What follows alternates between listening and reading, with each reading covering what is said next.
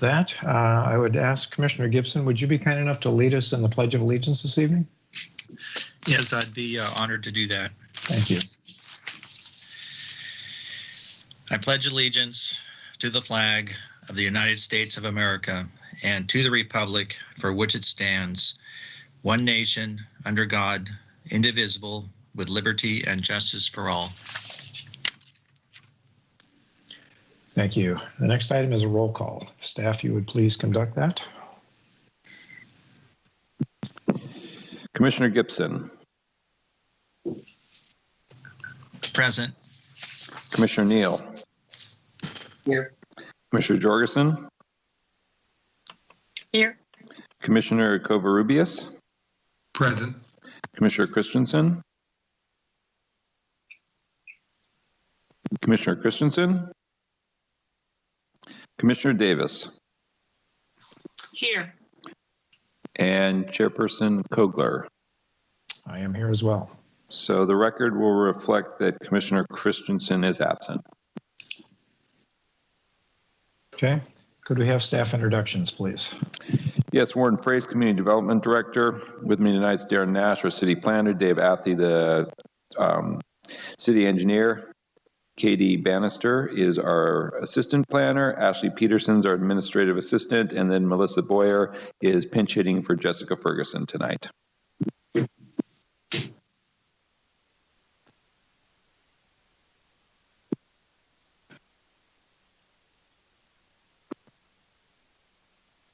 Sorry, I had a technical problem going back and forth.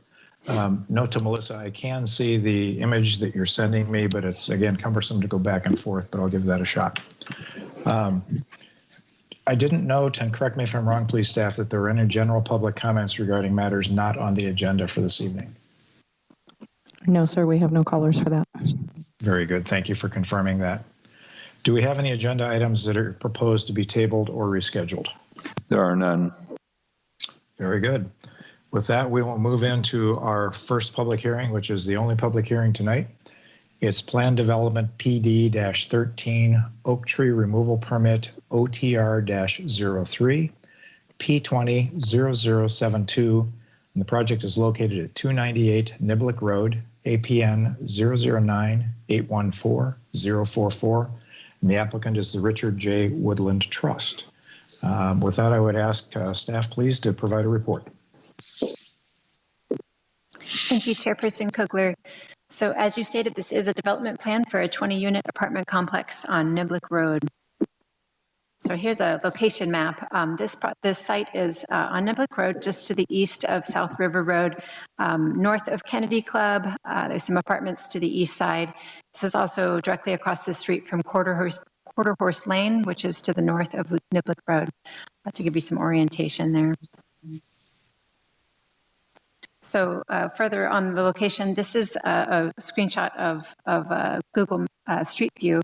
So as you're climbing Niblick Road to the east, we're all familiar with the sort of knoll feature that people often post political signs and so forth. You'll see that knoll sometimes used to post messages and so forth. So I think we're all familiar with this vacant site. You can see off to the right, there's an oak woodland, and there's a seasonal drainage that runs through the property as well, or along the southern boundary of the property.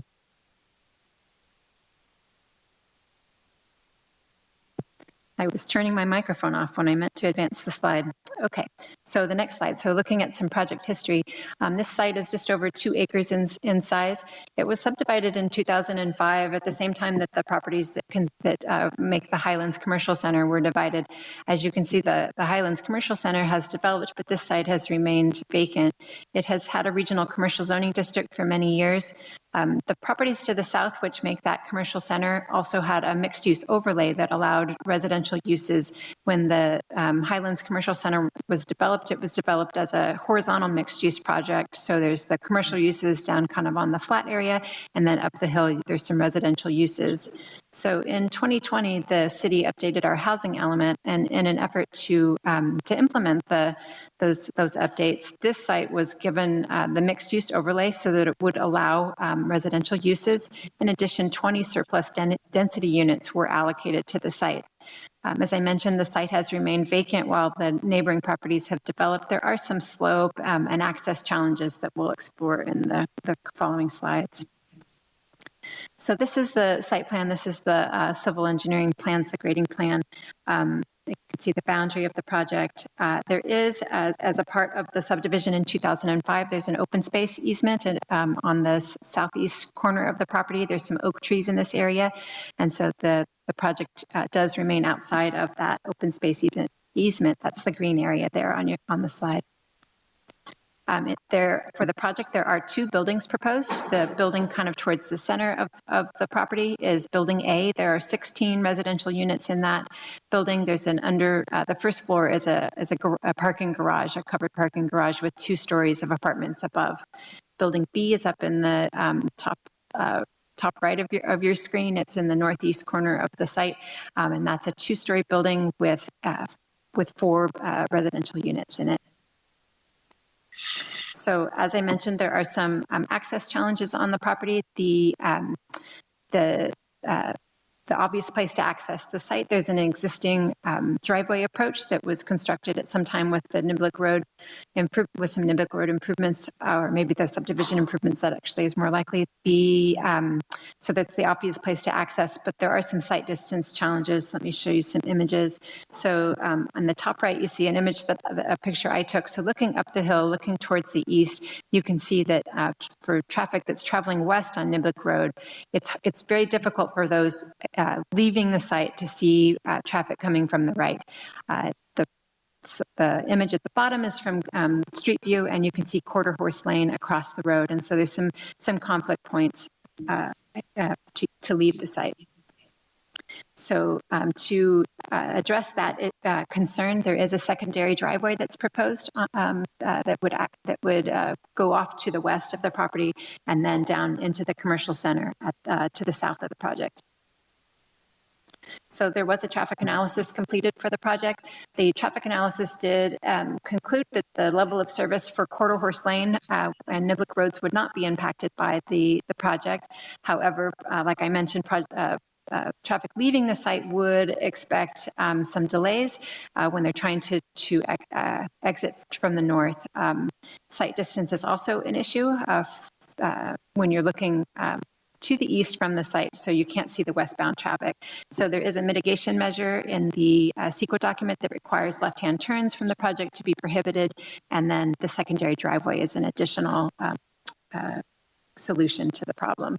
So looking at the image to the right, you can see the project superimposed on an aerial image, and then down to the bottom left, one of the things that the DRC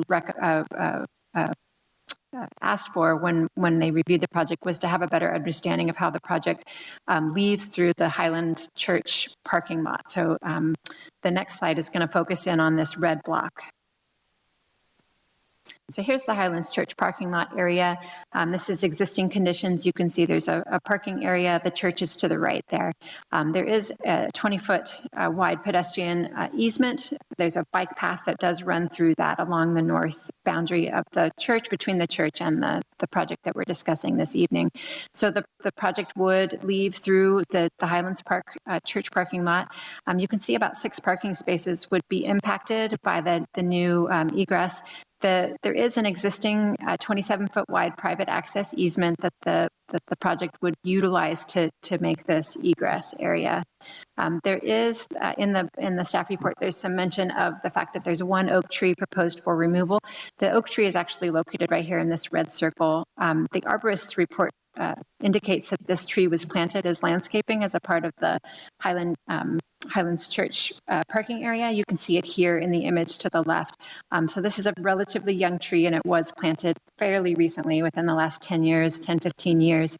Of course, it's a shame to lose any oak tree, but considering the number of oak trees on the site and their large, beautiful condition, I think this is obviously, if we have to lose a tree, this is a good candidate.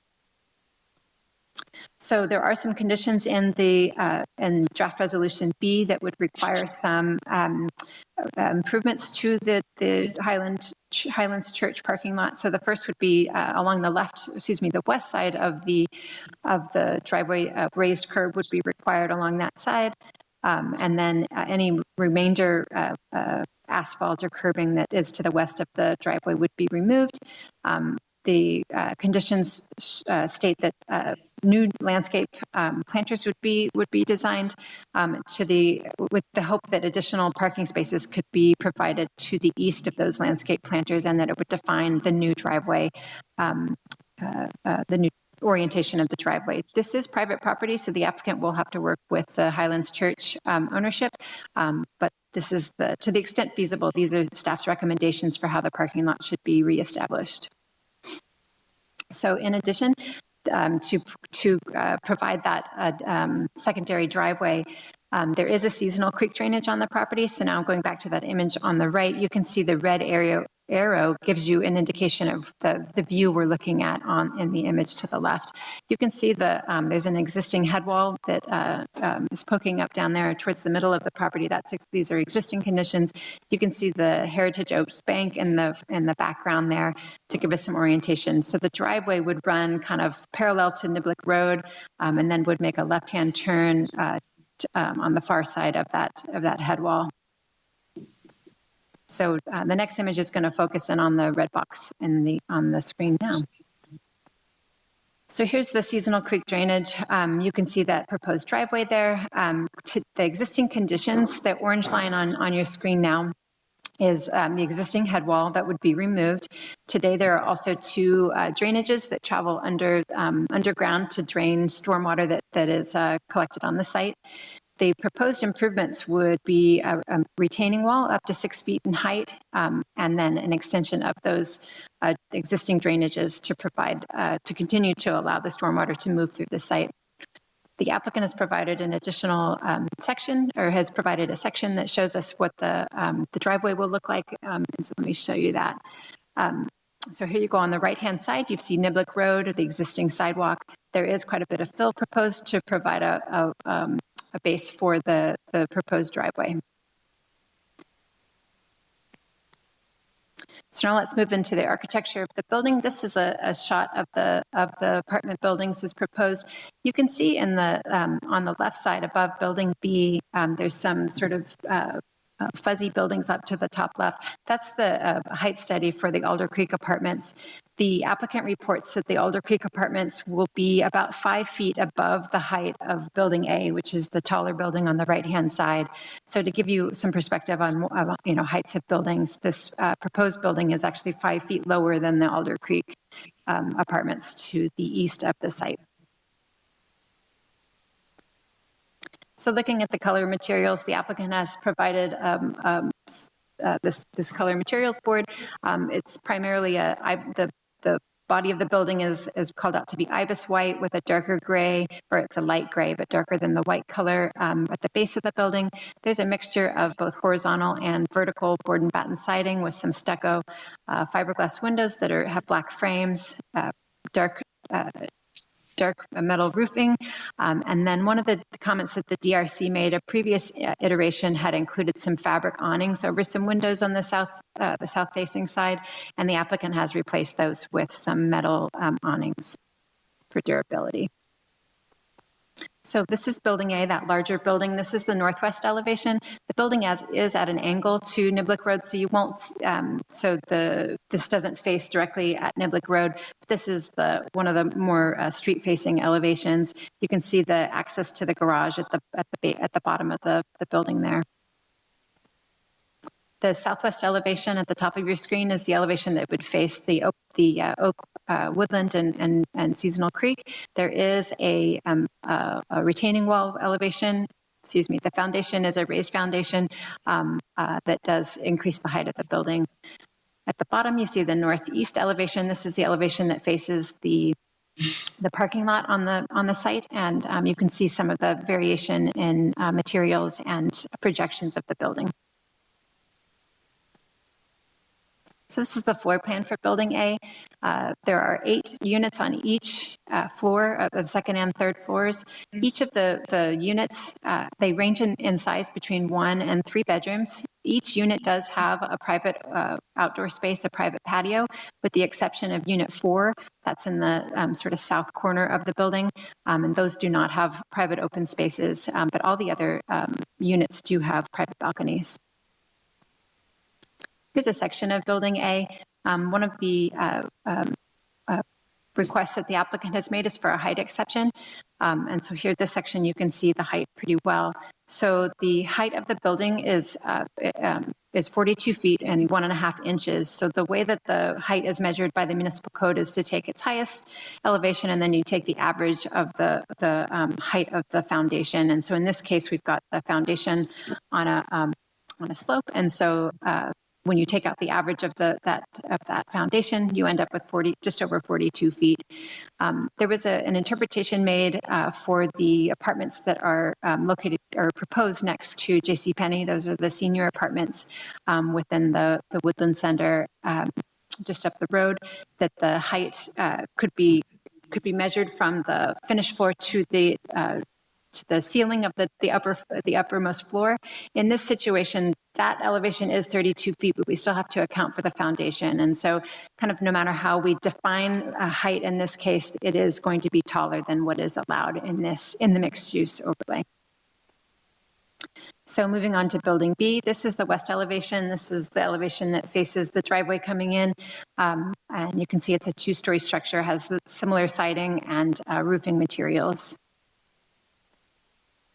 So the north elevation is going to more or less face Niblick Road. It's the closest to Niblick Road. And then that south elevation is what faces the open space to the south of the building and the parking lot.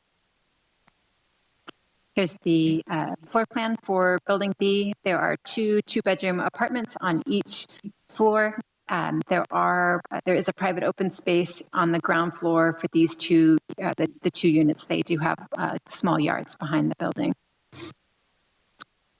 So here's a section for Building B. You can see that the dotted line that runs kind of through the building, you can see the existing elevation. This is where that knoll of the knoll that you see as you climb Niblick Road is located. So there is quite a bit of grading proposed to take that elevation of that knoll down. The finished floor of the building is relatively close to the same elevation as Niblick Road. So the Building B will be relatively similar in elevation to the road. You can see on the left side there is a relatively tall retaining wall. It is proposed at a slope with some plants included. Trailing rosemary is proposed on that wall. So it is a relatively tall wall, but it has been the view of that retaining wall has been mitigated through using it's sloped and vegetated as well. So open space, there are 3 shared open space spaces proposed. The first is here in red. This is just a shared open space. The conditions of approval require this open space to be provided before the first unit can be occupied. There is a condition that would require an additional tree to the southwest of the site, and then there's some requirements for equipment to be included in that space. In orange now, we've got a tot lot. The requirement is that this be provided before the 11th unit is occupied. Again, an additional tree to provide shading of the tot lot is proposed, and 3 pieces of play equipment would be required in that lot. Finally, there is a shared open space proposed within the open space easement. This is a more naturalized open space. There is a DG path proposed with some benches. The project provides ample parking. 39 spaces are required and 41 are provided.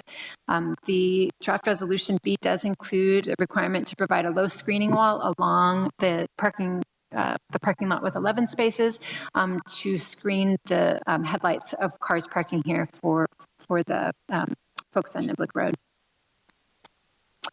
The DRC did have some questions about how stormwater would be handled on the site. Obviously, we've got a seasonal creek along the southern boundary, and there was some concern about that. So the applicant has provided a stormwater plan that does include a lot of underground drainage and that then go into some underground tanks. I'm going to zoom in on this red box in the next slide. So here we are. You can see that there is some subsurface retention basins proposed that would slow down the flow and so that the site would have post-construction stormwater that is very similar to the way stormwater works on the site today. Here's an image of what the subsurface retention basin looks like. So you see the water can enter the site and then it percolates down through the soil. So the applicant has provided a landscape plan. It's a relatively, it's not an overambitious landscape plan. There is some more formal landscaping near the entrance to the site, a lot of nice shade trees and flowering trees and some screening along the stem wall foundation for building A.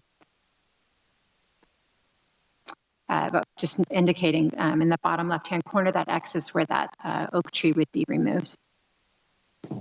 So in order to approve the project, the Planning Commission has some options, or in reviewing the project, the Planning Commission has some options. The first would be to adopt draft resolution A, which would recommend the City Council certify the proposed mitigated negative declaration prepared for the project.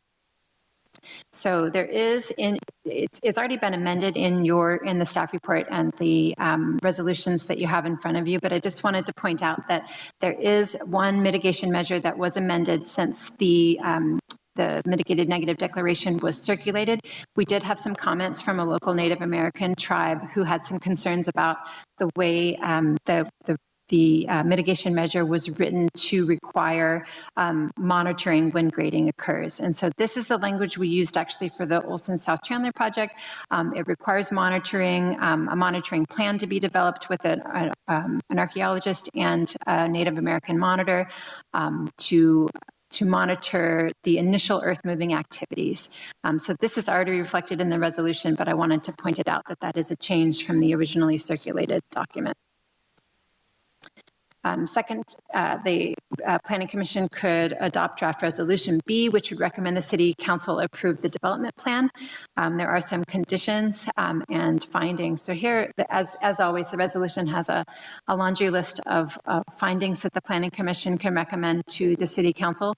They include that the project is consistent with the general plan and the zoning ordinance, that the project is compatible with the neighborhood and accommodates the aesthetic quality of the city.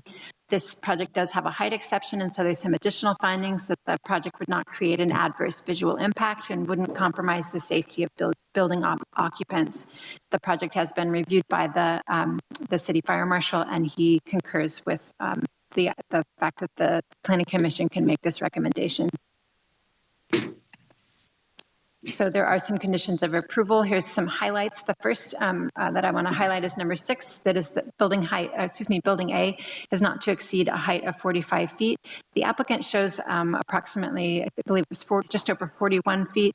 What typically happens is that we get to construction and there's some, there's just the need for a little bit of flexibility. So if put in a couple extra feet here, if Planning Commission is uncomfortable with that much flexibility, we can certainly reduce that ultimate building height. There are some conditions that I've already discussed for the Highlands Church parking lot. There is a condition number 9 that would require a raised curb at the driveway edges. Number 10 would require that screening at the parking lot that I showed you in the parking exhibit. There are some landscaping changes that we've already mentioned in relation to some extra shade trees and some additional landscaping at the corner of Niblick Road and the unnamed street to the west of the project. There are conditions related to the timing of the shared open spaces and the equipment that will be provided in those. There's a laundry list, again, of mitigation measures, a lot of them related to the biology on the project. I think I neglected to mention that the creek on the site is a jurisdictional water, and so there's a number of measures that the applicant will have to take. They'll have to get some permits from both California Fish and Wildlife and from the Regional Water Quality Control Board. The city engineer has included a condition that would require striping and signage where the secondary driveway is in conflict with the pedestrian path.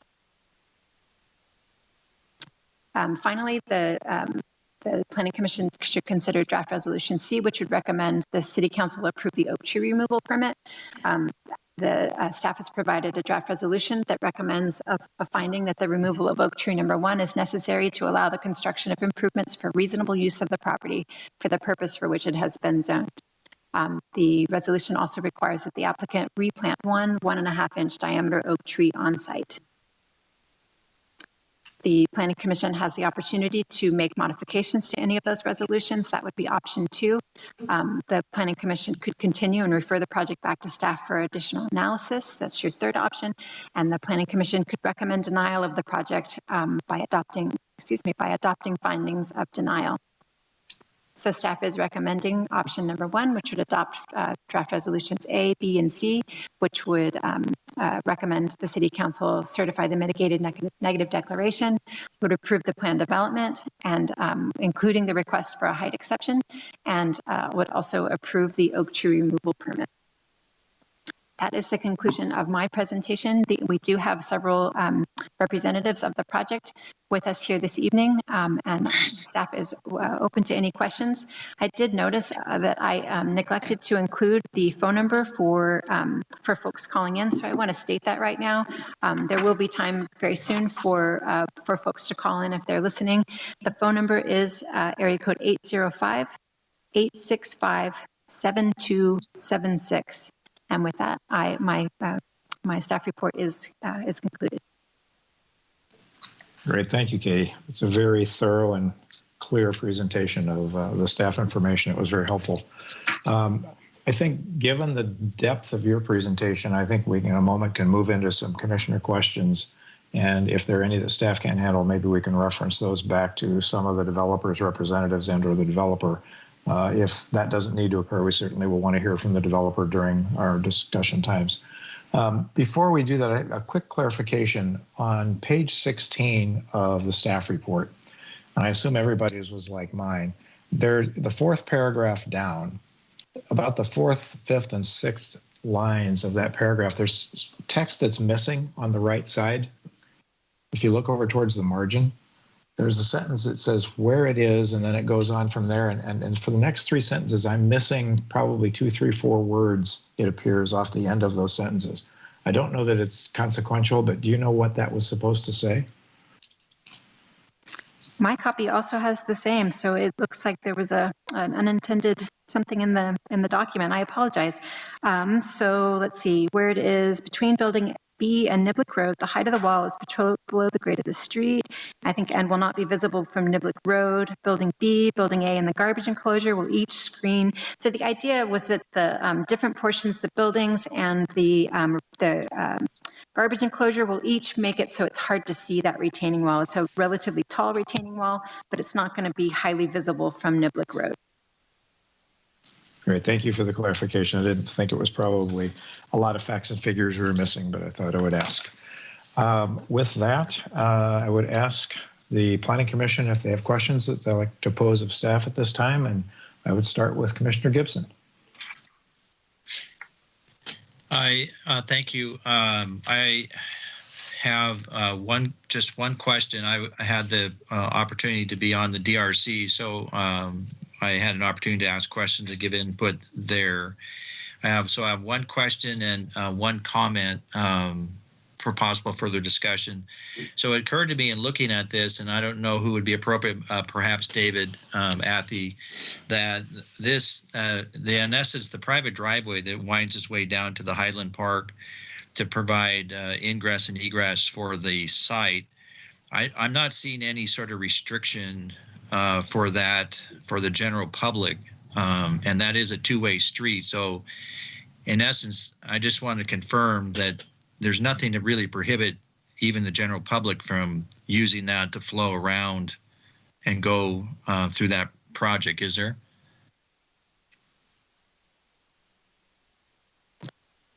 David, I don't know if you, thank you. Yeah, hi. Yeah, thank you, Katie.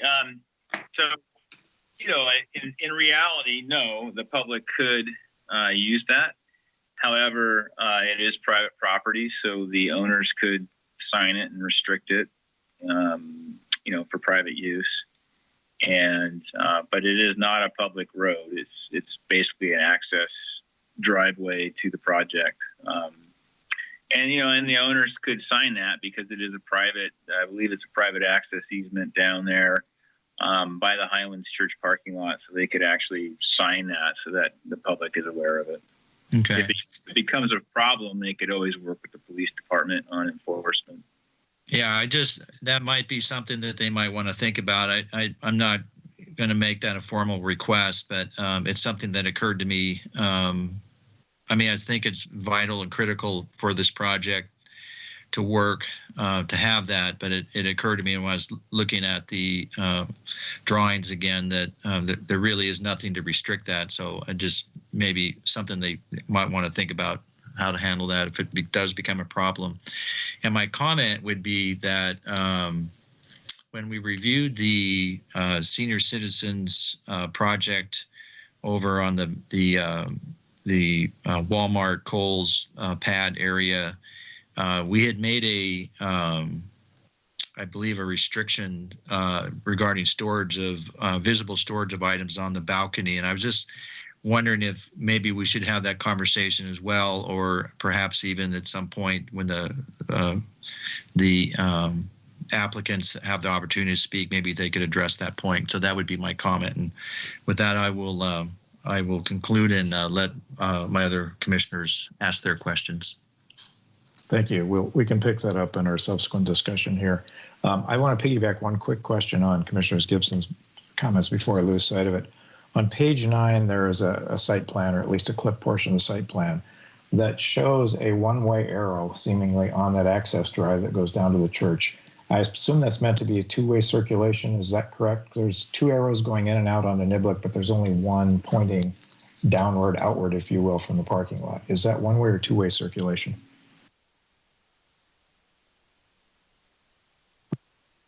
I believe on the civil plans it is shown with two-way traffic. I believe cars would be able to go both ways. I think it's relatively narrow, so it probably will be a challenge to, but it looks actually wide enough for two cars, but I believe the intent is two-way.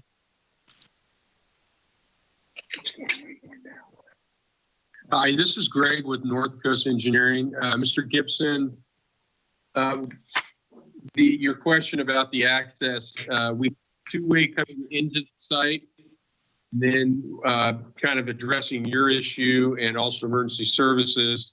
That's one-way exit to Highland. It is not intended to channel traffic from the Highland project through our project and onto Niblick. And that's the reason. Thank you for that Thank you for that clarification, because I assume, Commissioner Gibson, that would satisfy some of your concerns about the cut-through traffic. Yeah, it occurred to me that it looked to me like it was two-way traffic, and I was assuming that was not the intention or the desire of the applicant or the city for that to happen. So I was just posing the question to confirm that it does look like it's large enough for two-way traffic, and maybe just to bring up the issue for consideration. Good thing. Thank you for doing that. Commissioner Covarrubias, comments, questions for staff, rather. Hi, thank you. More a curiosity question, I guess. When I look at the project, nice project, by the way, just curious, I guess a question to staff. Are there any ADA issues or concerns that should be discussed with regards to this project? I assume some sidewalk and curbing and all of those things are all going to be enhanced. Unless I missed it, any ADA concerns or anything like that? I think we had some issues in the past with other projects. Any concerns there?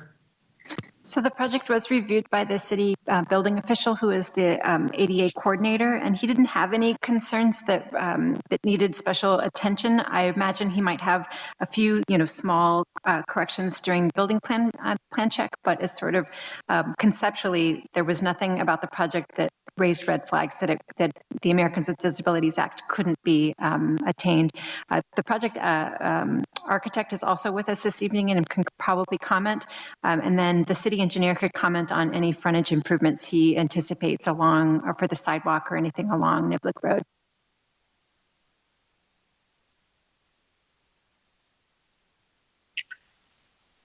Hi, Commissioner Covarrubias. This is David Athey, city engineer. So when this comes in for a building permit, we'll be evaluating the frontage like we do most or all building projects.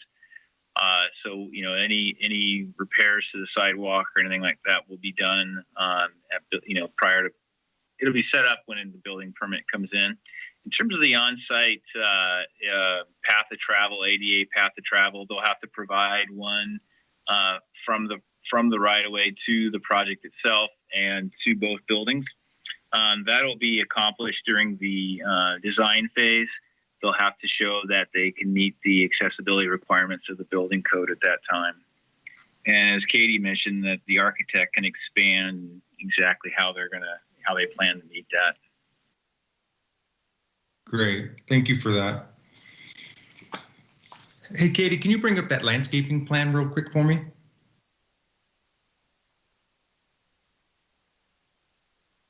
I'm just curious. I know our city is gravitating towards, with a lot of our enhancements, walking paths, bike paths, those kinds of things. Beyond the sidewalk area that fronts Niblick Road, are there any walking paths or bike paths going through the property at all? I mean, I know we're trying to limit it to just occupants, but I just want to make sure I don't see any, because I don't think I see any of that being added. Is that correct? There's no public access walkways through the project. There is a pedestrian path that runs. It's actually on the Highlands Church property, I believe, but it runs along the southern boundary of the project. You can see some sort of lines that indicate more or less where it is. But as far as public access to the project, there will have to be an accessible path from, as David mentioned, from Niblick Road to each of the buildings. But there's no a pathway that would provide public access to the project other than to each building. David Athey is working on a project, there's a Niblick Road Complete Streets project that is intended to make improvements to Niblick Road as a whole. Most of the larger improvements, the sort of innovative improvements, are actually proposed to the north side of Niblick, so it'd be on the opposite side of the street from this project. Got it. Okay, thank you for that. Last question. Just curious, I guess to staff, understanding that there's 20 units, do we have any requirement at all as to the price point or the cost, the rental cost for these units, ensuring that they are going to be affordable and serve a need in our community? I'm just curious, do we have any type of requirement like that? So this project does not have any conditions that require deed restricted units. They will be market rate units. When the city council allocated 20 units to this project, and there was no requirement that they specifically be deed restricted affordable. Okay. Excuse me. This is Keith Gillis. I'm representing Mr. Woodland on this project, and obviously the intention here is to work with a developer. But we're going to be looking more at what fair market value is based on rental units in town. This was originally discussed as a workforce housing project, so certainly they'll be within reason. And the objective is going to be a developer is going to want about a 6% return on their investment for these 20 units. And so that ultimately will determine the marketing price, number one, but certainly the asking price, if you will, for the rental units for all three of the sizes here that we're proposing. I appreciate that. Yeah, that does make absolute sense. I appreciate that. And just for clarity, I know there's 20 units and they come in different sizes. Approximately how big are the 3-bedroom square footage wise? Well, off the top of my head, I'm thinking, 820 feet? I think 820 square feet, I believe, is what we were looking at. But I don't have those notes right in front of me right now, so I don't want to. I want to make sure that I'm accurate. Yeah, and with that reply. And we can have Warren, if you want to talk a little more detail, Rob, about the size of the units and the mixture. He would be the best suited to give you a better information on that. Okay. And the only reason I ask is because I have known personally where some of the larger units, you end up with a large number of family members occupying the space, and that seems to multiply sometimes. And I didn't know if there was going to be a way to maintain that or control that. I'd assume there's going to be some sort of property management on site. More than likely, yes. But again, since this is going to be marketed to a developer, they would be the ones to make that determination. Interesting. Okay. No other questions. Okay. Thank you. Very, very good. Thank you. Commissioner Jorgensen, questions? Okay, thank you. I have a few. One is a follow-up on the previous discussion about the driveway down to the Highlands Center parking lot. On page 11 of our staff report, down at the very bottom, I'm not sure I understand the paragraph, but it might contradict that. I'm just confused, so I need some clarification. It says the project proposes to utilize the existing easement to create a secondary driveway to traffic to the unnamed road to the west of the site. That's what loses me. I'm not sure what that means. Part of the previous alignment of South River Road. From this road, traffic can safely move to Oak Hill Road and then to South River Road and beyond. And while I don't know what the unnamed road is, that sounds to me like it's exiting, intended for exiting from the development. Is that correct? Is that what we're saying? I'm just real confused about the two-way, one-way, which way it goes. So the project civil engineer has reported that the intent is that that secondary driveway is for leaving the project only. The image you see in front of you, the road that is in the staff report, it's referred to as the unnamed road. On this image that you see here, the applicant has it labeled Oak Hill Road. So west of the project, there's a road. The city records don't seem to indicate it has a specific name, but it does appear that it was at one point a previous alignment of South River Road. I apologize for introducing that confusion, but in the image you see right here, the road that I'm referring to is labeled Oak Hill Road. Okay, that clarifies it. Thank you very much. In the existing Highlands Center parking lot, there's a number of signs. They're not city signs or engineering-based signs. I'm assuming they were put there by the owner of the center, and they say something to the effect of retail. And it's not the entire lot, but it's a lot. It's a number of rows of the parking lot. It says retail parking only, and I assume that's to have the church parking move to the other end, the upper end of the parking lot. Does that type of signage affect in any way our count? I mean, even with that, those rows, however many there are, that are designated for retail only, does that still leave enough parking for the church based on the city requirements? I think it's a valid question. When I went back and read the staff reports from the approvals for the Highlands Commercial Center, it indicated that a shared parking agreement would blanket the site. I don't know if the applicant has any insight into whether or not that is being honored in the Highlands Commercial Center, or maybe Darren, I don't know if you have any background on how that center was approved.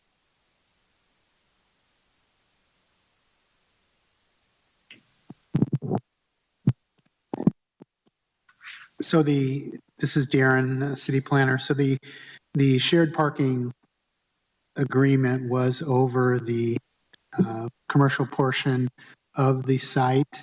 And Katie, does it come over into the Highlands Church property as well?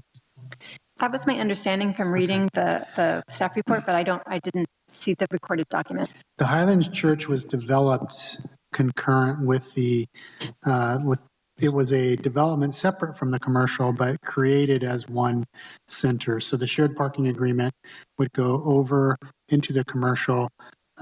Sounds like it would come over into the church as well. So the 6 parking spaces being removed from the church site would then be kind of absorbed over into the commercial site. There isn't anything specific in terms that the city has that identifies retail spaces versus church spaces. But I do know that there has been some challenges over the years related to commercial versus specifically during the church operation hours. Okay, so that's not an issue for the planning commission or the city to deal with at this time, then? I'm understanding that correctly? That's correct. But the project that you have here tonight is specific to one of the parcels that was developed with the tract map that subdivided this area, but it was always intended with the recording of this easement going through that there needs to be the ability to provide this access. And that's what they're requesting tonight. Okay, thank you. And then one other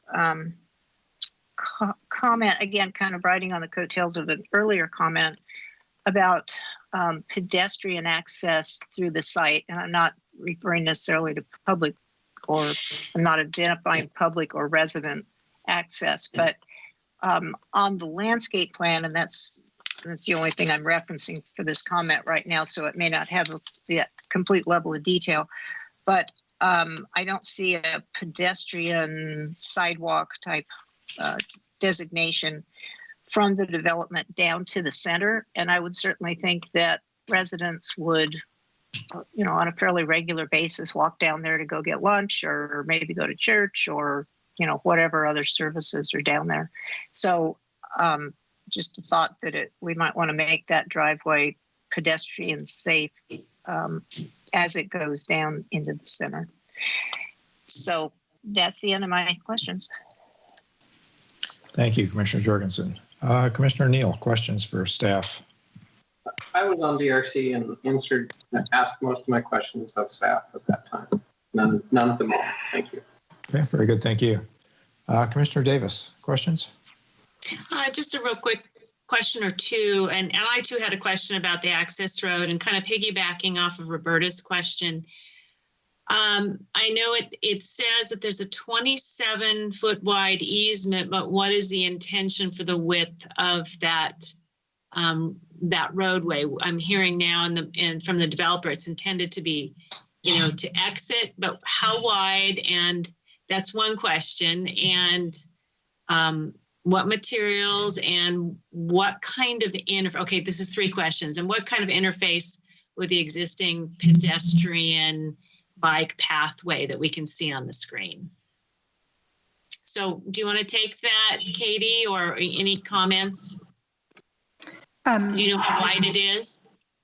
I don't know that we have, I'm not sure that we have a dimension. I would defer to the applicant. I believe that the city standard would require at least for the driveway to be at least 12 feet wide.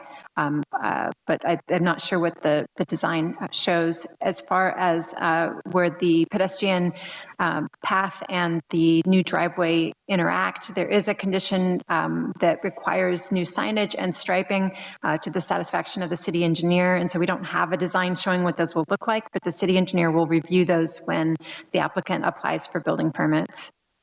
And that signage would be there at that interface, do you think? With the pedestrian bike path? Hi, Commissioner Davis. This is David Ath. Yeah, so it'll be right near the bike path, alerting drivers to the bike path and alerting the users of the path to the impending driveway. It'll be pretty standard. Signs won't be as big as what you'd see on the side of a road because the sight distance is much shorter and they're going much slower in this area. But we'll definitely, stripe it and sign it so that it's compliant with, city requirements for that issue. The road itself, it's actually a driveway. It's 16 feet wide coming down from the top, and that will need to be approved by the fire marshal, at building permit. Because it is a fire access. It is a fire access way up to the apartments. So if it's a fire access, it's in one way. It sounds like it's one way too. I'm just trying to understand Roberta's comment too. I think it's a good question. How do the occupants get over to the commercial center, on foot is kind of a consideration. I don't know if that's a safe place to do that or not, but with a 27-foot wide easement, there might be some room. So I kind of offer that. And David, while I have you, don't go anywhere. My next question has to do with the pork chop. I'm not a traffic engineer, but how successful in the industry is that application in really not encouraging a right-hand only turn? Is that good enough to keep people from trying to turn left, or will there be signage there as well as they leave the property onto Niblick? Yeah, so there'll be both signage and some type of raised barrier that this is schematically shown at this point. We'll be working with them to actually channelize the exit. Is it 100% effective? No. You're gonna have that one or two drivers every so often that's going to try to cut that pork chop. That's just a fact, and it happens everywhere. However, for the majority of people, they will either turn right or use the one-way driveway, which is why they set it up like that, to exit down to South River Road in order to gain access to the left turn at the Niblick signal. Mm-hmm. And then right across the way is Quarter Horse, am I correct? So that would be another conflict point. So I guess I would just want to know if these pork chops are really good at keeping them going right. So, short of stopping the driveway, this is really the only tool we have to channelize folks to turn right. Like I said, there's just a fact of life. There will be somebody who cuts this and turns left. However, I think if we do a good job with the design and like I said, channelize it, not just leave a square block in the middle of the existing driveway, but actually you've probably seen them before. They kind of curve around and make you head that direction. Yeah. We'll also be looking at the turn dynamics from the left turn dynamic. The traffic engineer said that's okay to turn left from Niblick into the project. So that would be a westbound traffic.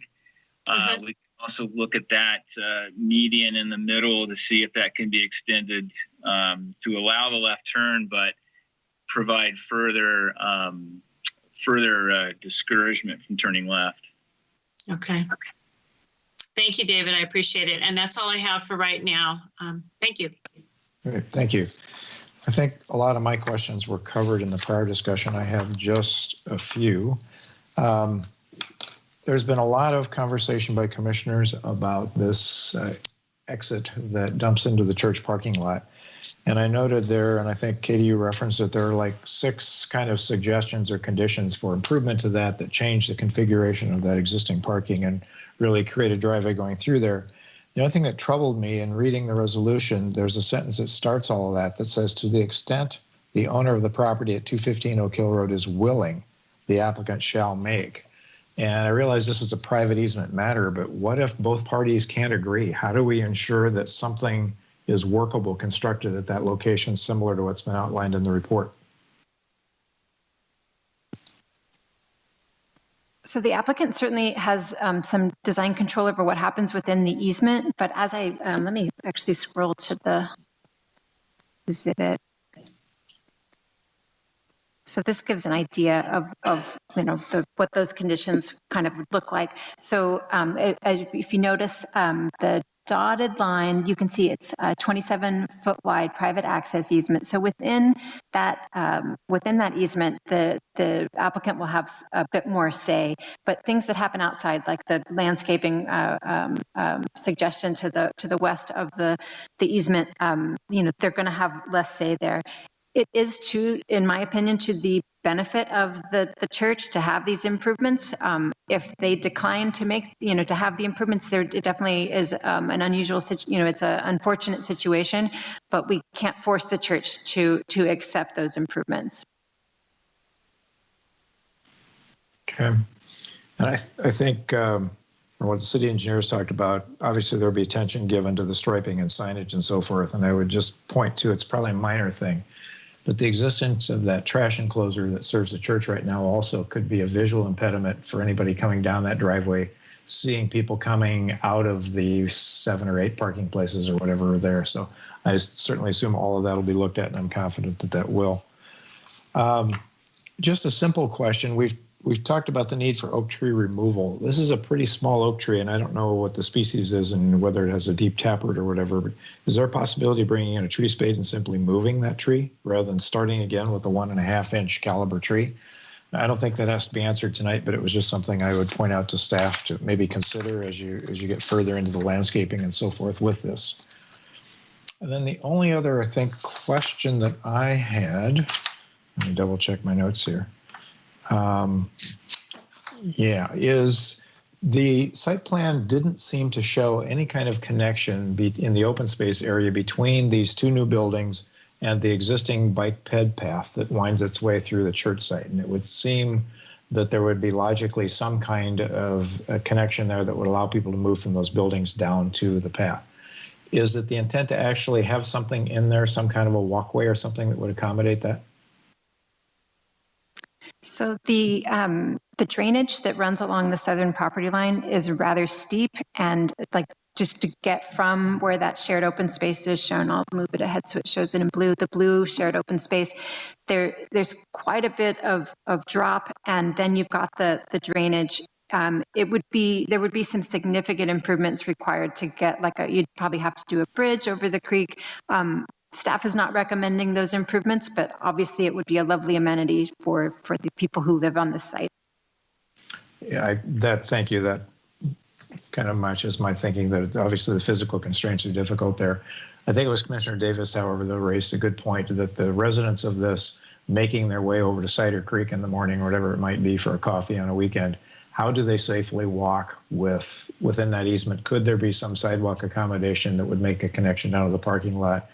And I think equally concerning there would be, does that even work to dump pedestrians into that parking lot, which is an open field of movement for vehicles also? But there might be some attention given to how pedestrians make their way from this residential complex to the commercial that's down there and the areas around it as well. I think those are my only kind of questions at this point in time. Were there any other questions that popped into the minds of any of the commissioners before we move into the public hearing? Hearing none, we will open the public hearing on this item. Melissa, last time I checked, I didn't see a caller for this specific item. Is that correct, or has somebody come into the queue? That is correct. No callers on this item. Okay. If I might recommend that we restate the call-in number once again, now that we're opening the public hearing. It's 805-865-7276. Thank you. Okay, thank you. And Chairman Kogler, I know we kind of jumped around between staff and planning commissioner comments, but I don't know that we've had the opportunity for Warren Hamrick, the project architect, to introduce himself, and he may have a short presentation. I know he's done quite a few projects with Katie and really appreciates the work she does in her thorough staff report, but we might want to hear from Warren Hamrick while we're letting people listen to that phone number. Thank you, Darren. That was next on my list as well. So I was going to ask if the developer or any of the other representatives have additional presentation items that they would like to provide us with tonight. Well, hello, my name is Warren Hamrick. I'm the architect for this project, and I'm coming to you from my office in Shell Beach, where it's a balmy 55 degrees and foggy as all get out. So just be glad that you're in Paso Robles this evening. I have with me tonight some members of the team. We have Keith Gillis, who has already spoken up a little bit, Greg Yeager from North Coast Engineering, and Zach Swabowski, also from North Coast Engineering, as well as Jim Burrows, the landscape architect. So I think between the 5 of us, we should be able to answer any other questions that you have. I'd like to thank staff again for this thorough staff report. It really leaves me with not much else to say, so I think I'll be very brief. But I would like to say that I have spoken with the owners rep, Keith, and we have gone over the conditions of approval, and they've agreed to all of them. We don't have any issues with any of the conditions of approval. And then I would like to answer some of the questions that have, or at least give my input into some of the questions that have already been asked. And I've written them all down. I think I'd just like to go down the list, if you don't mind. I'll skip the ones that I think have already been answered. So the lower driveway access to the public, I think there's going to be a one-way sign down there that prohibits people from coming in. I would hate to put in the spikes that flatten your tires, but if that is necessary someday, maybe we might have to do that, but I hope that we don't have to do that. Balcony storage was another question. The reason the balconies are designed the way they are is to have solid coverings up to about 3 feet. So mostly on building A, not on building B, but on building A, you'll see that the siding comes up to 3 feet and then the top is open. So if people have things out there, tricycles and, other things, that they will mostly be hidden. Now, of course, could be people that hang out their wetsuits over the top or other things, but I think we're going to have some sort of rules in place that would prohibit that. The third one was ADA issues. When I designed this thing, I always look at things from an ADA perspective, and there is path of travel from the right of way to both of the buildings. And the reason the trash enclosure is where it is, that wasn't my first choice of location for the trash enclosure, but it does provide ADA access from both buildings. And it also provides easy access from the trash trucks to get in there and maneuver the dumpsters and then get out. So that's that one. The bike walkway. Now, I really like this idea of the bike walkway going down through the egress road. That egress road is, it was intended to be one way, but it's certainly wider than is necessary for one way. But the fire department wanted it to be a bit wider, and so it's 16 feet wide. In my opinion, and we can work with staff on this, I think that we could paint a stripe along one side of that roadway to allow pedestrian access or bike access both ways, going down the hill and up the hill to get from the apartments down to the shopping center, down to the commercial center. So I think that's an excellent suggestion and something that I overlooked when I was designing this, but I think we can accommodate that working with the fire department and working with David. Affordability, I think that one's already been answered. The size of the units, I wish I had a hard number for you, but I can tell you that the smallest unit, the 1-bedroom unit, is about 500 square feet, a little bit more, I think. And then the largest unit, which would be number 7 on the screen that Katie has there, is a 3-bedroom unit. And I think, as I recall, that's around 1,250 square feet. So we have 2-bedroom units in there, and all of the 2-bedroom units are not just the same. So there's varying sizes of these units. Most of the 1-bedroom units are the same, and I think they're around 500 square feet. Parking for the commercial center was one of the issues. I was also the architect for the Presbyterian Church over there, the Highlands Church. And I do remember that parking was an issue. The entire center was not occupied at the time. And I know that we had some issues with the parking agreement. The church is a part of the parking agreement, but I think some things have subsided since then. When that church was built, I don't know the way it is now, but it was packed. There was standing room only in the church, but I think things have changed a little bit. So I don't know what the parking situation is there now. The driveway, pedestrian safe, we've already talked about that. The access road, how wide and what is the material? It's 16 feet wide and the material is asphalt. So that answers that question. Moving the tree, I wholeheartedly agree that if we can move that tree, let's do it. There's no need to rip it out, throw it away and get a new tree. And then the last comment was regards to the connection from the site to the bike path. And Katie pretty much answered that. It would be physically difficult to get someone from this residential area across the creek to that bikeway. So my only solution to that would be, and I don't think Fish and Game would even allow it to put a bridge across there or to get access near the creek. So my only solution would be to go down the roadway and down and through the church parking lot or down to that area and then connect with the bike path down there. So that's pretty much all I have to say. This was not an easy project because of the topography, but we got the 20 units in there and I think it worked out pretty well.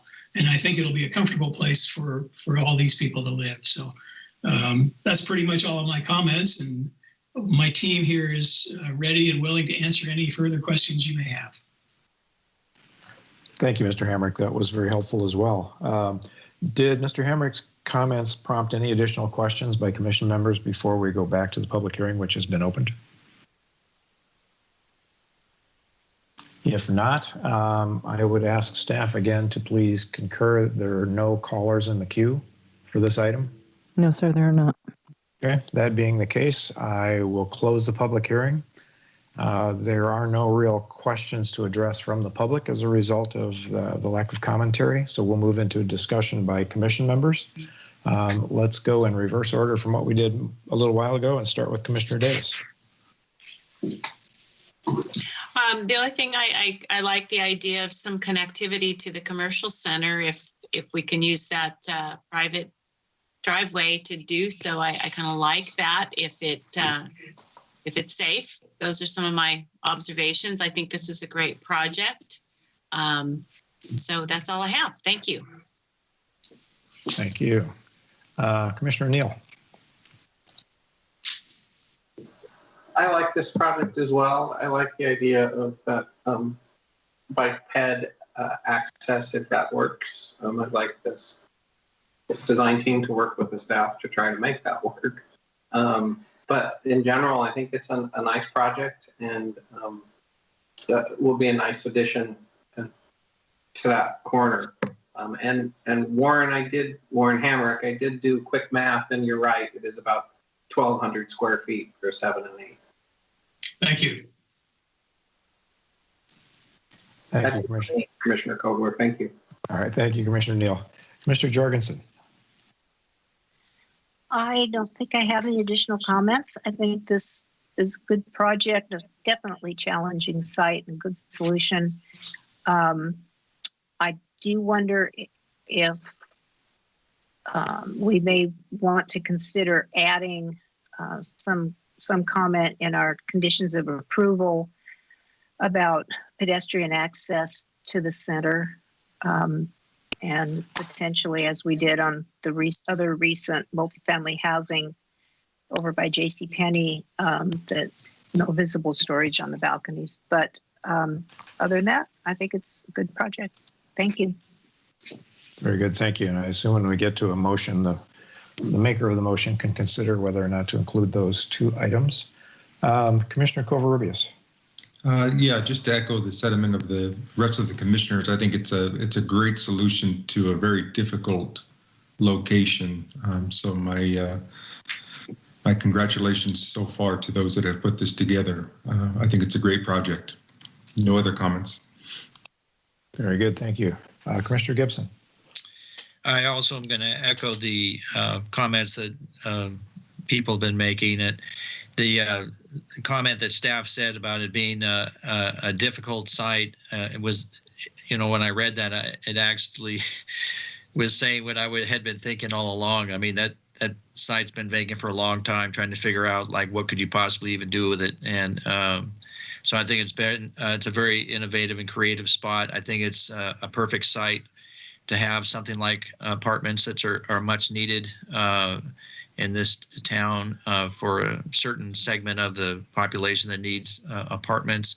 And it will be very beneficial for those residents to be that close in proximity to various stores and commercial businesses. So I also I like Sherry's idea of considering including some sort of pathway going down. I was thinking before it was was offered by the applicant to stripe it, that we, even some sort of a DG path like part of the River Parkway would work, but they would just seem to be beneficial for both the owner of the property as well as the applicants, and then it certainly would benefit the businesses to make it easy for the residents to be able to access the businesses that are around there. So I would like to see that as a condition that something works out, that people can walk up and down there that are residents and get to the commercial sites. So again, I really do like this. And one last comment is that, again, because I had the opportunity to be on DRC, I want to say thank you to the applicant, because they were very respectful of all the questions and concerns that were posed by all the commissioners, whether it be the fabric awnings or anything that was posed. And I think they've really done a great job in addressing all the issues or questions that were brought up at DRC, and done a really good job. So I like this project a lot. Thank you. There's been a number of accolades for this project tonight, and Commissioner Neal and I both were on the Housing Constraints and Opportunities Committee when we went around and looked for sites for future housing, and this was one of them. And it's easy to look at a map and take kind of an odd-shaped piece like this and say, that's a candidate for housing. But my compliments to the developer and design team for actually bringing a project onto that kind of complicated piece of property that really does seem to work. I think it's going to be a very attractive addition to the city's housing stock, and I appreciate all the efforts that you've gone through to bring that before us. So with that, if there's no other discussion points by staff, I think we're ready for a motion if somebody would like to offer one. We have three really before us tonight. Resolution A is the first, which is related to the certification of the mitigated negative declaration. Anybody care to chance a motion on that particular item first, please? Yeah, Commissioner Kogler, Chairperson Kogler. Commissioner Neal, I'll give it a whirl. Yes, sir. I'd like to move approval of adopting the draft resolution A, recommending the city council certify mitigated negative declaration SCH 202-104-0077. I'll second that motion. This is Commissioner Gibson. We have a motion from Commissioner Neal and a second by Commissioner Gibson. Are there any discussion points on this particular motion that's been offered? Hearing none, I will ask staff to call the roll on this. Commissioner Neal. Aye. Commissioner Gibson. Aye. Commissioner Davis. Aye. Commissioner Covarrubias. Aye. Commissioner Christensen. Commissioner Jorgensen. Aye. Chairperson Kogler. Aye. Motion passes 6-0 with one absent. Very good. We then can move on to Resolution B, which is recommending an action to the City Council for Plan Development 20-13, including the requested height exception. Would anybody care to offer a motion to that effect? This is Commissioner Covarrubias. I'll go ahead and offer that motion. I offer that we adopt a draft resolution B recommending the City Council approve Plan Development 20-13, including the request for the height exception up to 25 feet. I'll second that motion. This is Sherry Davis. We have a motion on the floor and a second. Discussion. I believe, this is Commissioner Jorgensen, I believe that the maker of the motion intended to say exception up to 45 feet, not 25 feet. My apologies if I said that incorrectly. Yes, 45 feet. Commissioner Neal, did you have things to offer? Yes, I would like to also add that we add a condition that no visible storage on the balconies, as well as that the development team work with staff to provide ped and or bike access to the shopping center to the south. Thank you. Those were both discussion points that came up. Commissioner Covarrubias, do you accept that as a friendly amendment to your motion? I do.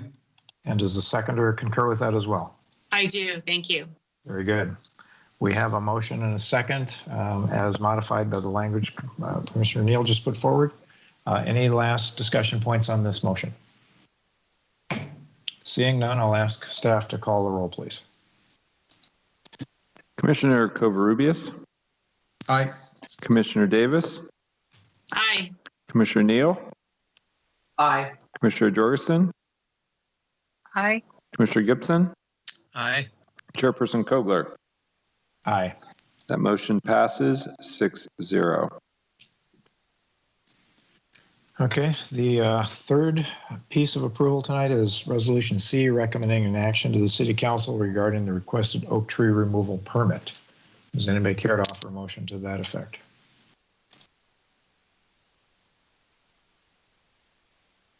I'll do it.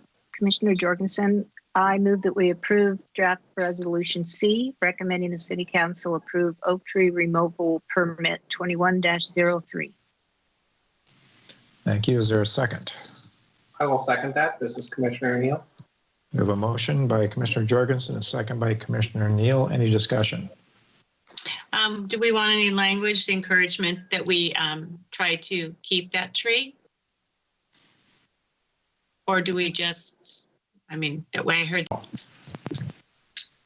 I think the be good to have the option as written that would recommend the city council does allow removal of the tree, but request that there be an option or some alternative language that says that the applicant take the steps to see if it's with the project arborist to see if the tree can be relocated, but we wouldn't want to make that as a requirement just in case that was not feasible.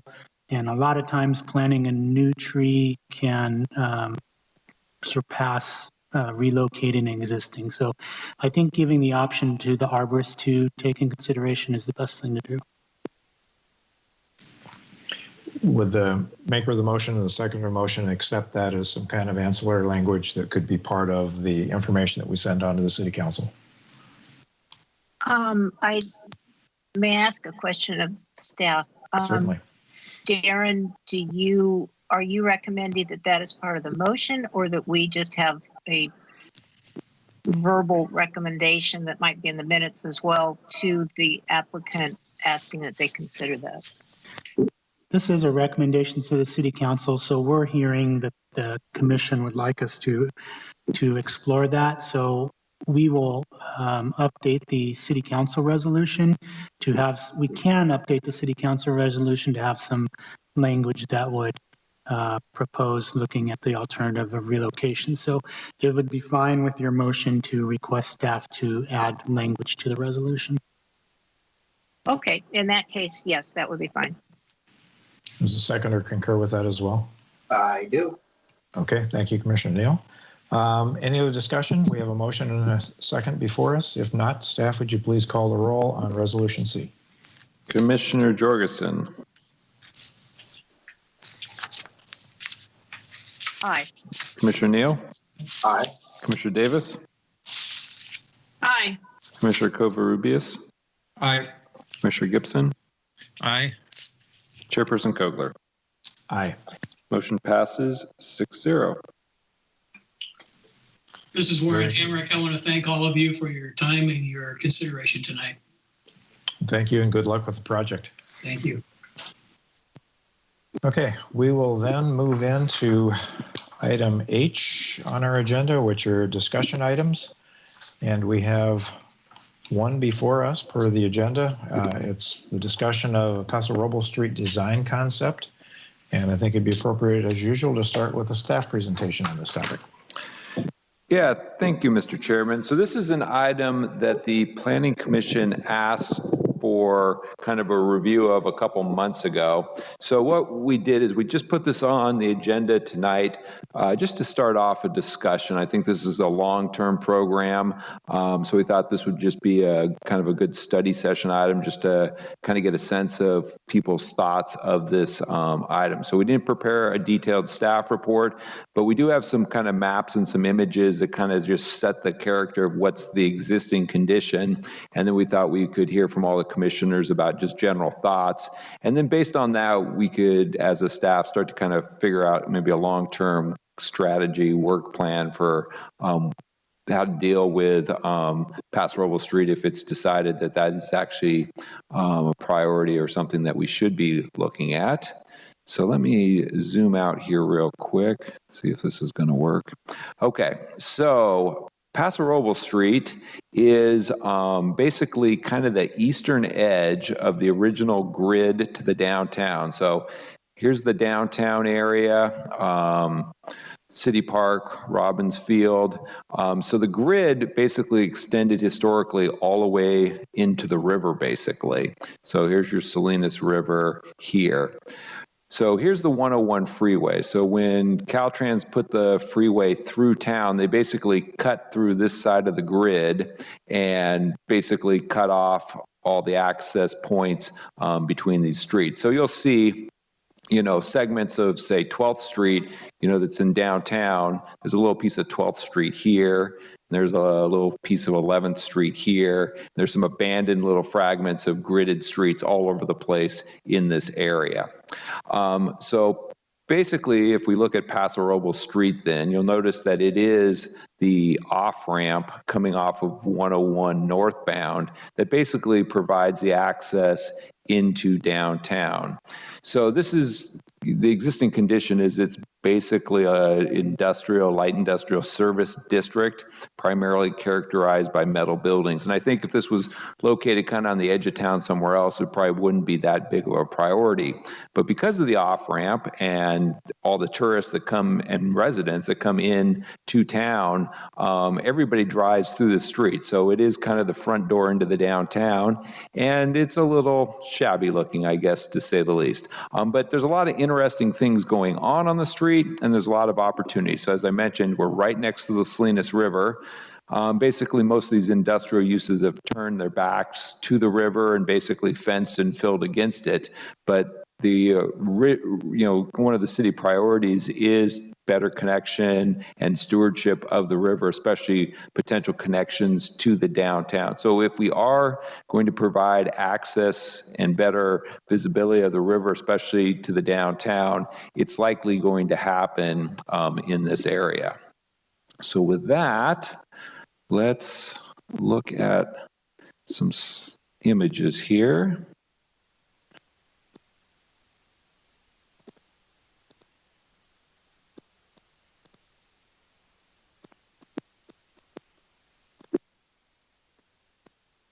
So we'll use our trusty friend Google here. So here's the off-ramp off of 101. I think we've all taken this a number of times probably. So as you come in, I think two things to kind of keep in mind. We do have this area off to the east that's kind of flat. This is part of that uptown specific plan area. So if I click back here and let me do that. Okay, so this area here, this is that open area. So this is all zoned RC, which is that Riverside corridor, part of the Uptown specific plan. So I guess that's the other point to make, is this area is also included under the Uptown plan and the form-based code. So all the mixed use flexibility that we have inherent in the downtown, we actually have that ability to apply those same standards in this corridor. So Paul Byborg owns the majority of this site. There's some wetlands areas and there's habitat issues, but there's also some developable areas in there as well. So as you kind of zoom in, we've kind of got this cul-de-sac kind of feature here where Paso Robles Street comes and kind of wraps around this little unkept island feature, and then that provides access both down this this leftover remainder of Paso Robles Street that goes down to some kind of leftover industrial uses, or it allows you to loop back into town. And then you can see got a lot of high-speed traffic coming in. But obviously, your first view into Paso is a couple metal buildings and some kind of unkept planter areas. You'll notice we got the telephone pole, power poles, kind of all along that as a character defining feature, I guess. So this is kind of what Paso Robles Street looks like. So we have lots of on-street parking, typically metal buildings throughout the corridor, limited landscaping, a lot of unkept landscaping. Sidewalks, we do have sidewalks along most of the corridor, but they're very narrow. We have a lot of mailboxes sitting in the sidewalk, so we don't actually have handicapped accessibility. So this guy's got a handicapped ramp, which is good, but the driveway and some of these other features actually probably are non-compliant. Kind of see some of the centers. This is probably one of the better landscaped centers. These kind of metal light industrial buildings, obviously that's kind of the character defining feature. Move up, a lot of auto repair uses here. So we have a lot of really important businesses that make sense in town, need a location, but we do have a lot of just different conditions in terms of maintenance. So a lot of kind of unkept planter areas. We have storage yards. Some areas got paved parking lots. We have a lot of gravel parking lots. We have a lot of kind of missing infrastructure. So we have a street light that's apparently never been connected. More metal buildings. Moving forward. This area, I think this is the Smith property where ShoreTech is. I think this is one of the biggest single properties along the whole corridor. It's an outdoor storage yard right now, which is fine, but this is about a 5-acre parcel that goes all the way to the river. Potentially, this one is a opportunity site, if the property owner wanted to do something more with it. They've actually made some investments, so they just voluntarily put in the sidewalk and the driveway aprons. This was an unimproved frontage before they did that, and they kind of did that just to kind of do their civic part to kind of improve the corridor. You notice the condition of the street. The street's in fairly poor condition. Probably eventually is going to need some sort of overlay at least on there. Fenced storage yards. Let's see. So got some, kind of quasi commercial businesses. So we have an ag supply store. We've got American Building Services, which is like construction, materials, paving, block walls, that sort of thing you can get there. This is, I think, a piece of 11th Street right here that actually goes down to where the river would be, but it ends in kind of a fenced area. There's actually kind of a nicer, newer commercial building complex here in the back along the river, which kind of shows that there is some nicer buildings in this area, but you don't actually know they're there. And it's all fenced off. So the river is right here, but there's no way that you would ever get to it currently the way it's set up. So yeah, there's 11th Street right there.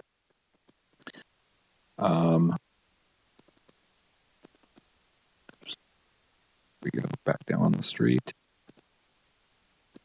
So yeah, your outdoor storage yards. There's a lot of metal buildings, but there's actually some interesting things going on here. But I think the condition of the street and the lack of landscaping and kind of the shabby signage and things like that potentially detract from, potentially you could do something with these metal buildings. I think that could be fairly attractive to improve it. 12th Street, another kind of cut-off access to the river. This is the city corporation yard. I think another site that we definitely could do a little bit more with. This is a newer, kind of more of a commercial style building. There's a winery in here. That one's got a little bit better frontage. This actually sites, one of your better sites in terms of maintenance, appearance, and orientation to the sidewalk. So that's a pretty nice one there. Then as we get up to 13th Street, we do have a couple older buildings, a Kudia building here.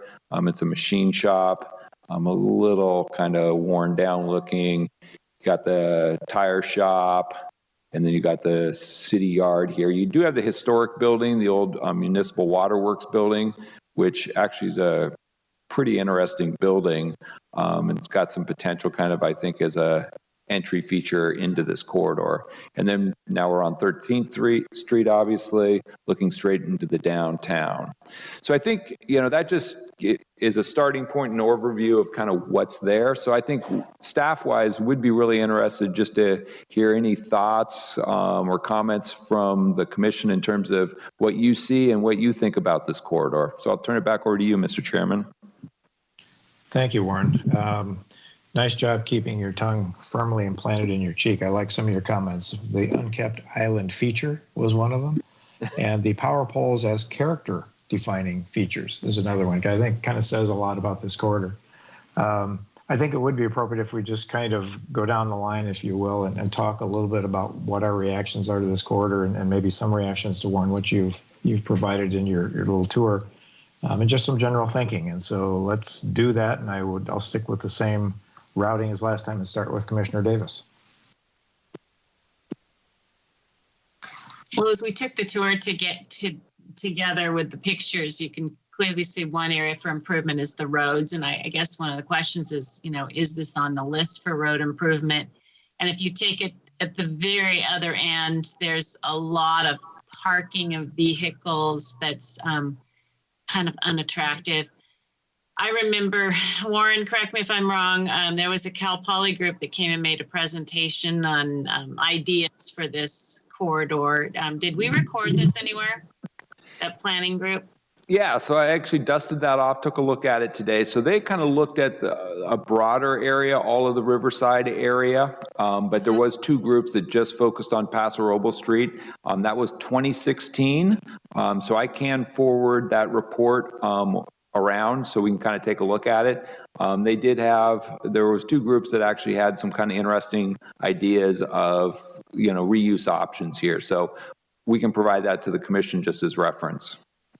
And my recollection was that it had benches and there was some pedestrian activity and it related to the river. I don't know if we want to make a connection to the river or not. That was kind of the question that I had. This actually is a very healthy business community. It's just, I know we were using choice words. It's just there isn't a whole lot of continuity. But I do see some of those 10 buildings where there's some real potential for some more character. So those are just some of the thoughts that I had, maybe with more sidewalks and better street maintenance. I mean, that would be a first step. So just a couple thoughts. I'll let another commissioner take that on. Thank you. Commissioner Neal, your thoughts? So I drive this almost every day getting home, and every time I drive it, I think about what could be done to make it a little more attractive, while still potentially keeping many of the buildings. So I like the idea of looking at something. It could be a nice spot for overlooking the Salinas River for some potential retail, wine, restaurant sort of outdoor thing might be interesting along that side if that ever goes that direction. But yeah, I drive it every day. I think it needs some assistance. Thank you. Thank you. Mr. Jorgensen. Thank you, Chairman Kogler. I went over here today and drove it down and then got on the freeway and got off and drove it that way. And it reminded me that a couple of years ago, we had some visitors from Southern California who hadn't been to Paso Robles before, and they were following their, their Google or GPS or something and got off here. And I had neglected to give them directions. And when they got to our house, they were just laughing almost hysterically. It said, "We couldn't believe it. We thought we were lost. We were sure we made a mistake." And that was not good. So I guess my thoughts, and these are thoughts, these are not necessarily reality. It's like if we had a magic wand and we could just enforce all the city signage requirements overnight, it would probably be 25% better. So maybe there's something that the city can start thinking about. I mean, I realize it would be impractical to just start knocking on doors and get everybody to upgrade their signage, but somehow to try and begin some kind of enforcement, or maybe for the real blatant banners that are faded and torn and tacky stuff, to try and work on that. And I wondered if there's any grant money or something that we could keep in mind if it ever became available for landscape assistance in those parkway areas, particularly where maybe the city could provide design and pay some portion if there was some grant source for that type of renewal project. And the city yard could really do its job too. So just a thought there. Just even in, just being more presentable without a great investment is not what I'm talking about. Warren, is that loop when you first come off the freeway, does the city own that? Is that in the public right of way? Yeah, I think most of that is Caltrans right away. Let's zoom back here.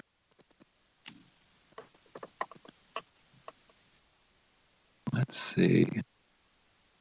Yeah, we'll have to figure out exactly the jurisdictional boundaries. I think, this new paving is probably Caltrans paving. So I think, the Caltrans right away, I think runs up to kind of here where the paving ends is my guess. But Caltrans usually is pretty cooperative in terms of maintaining existing features. So, even if this is their jurisdiction, it doesn't mean that they wouldn't cooperate with cleaning up the appearance of this sort of area.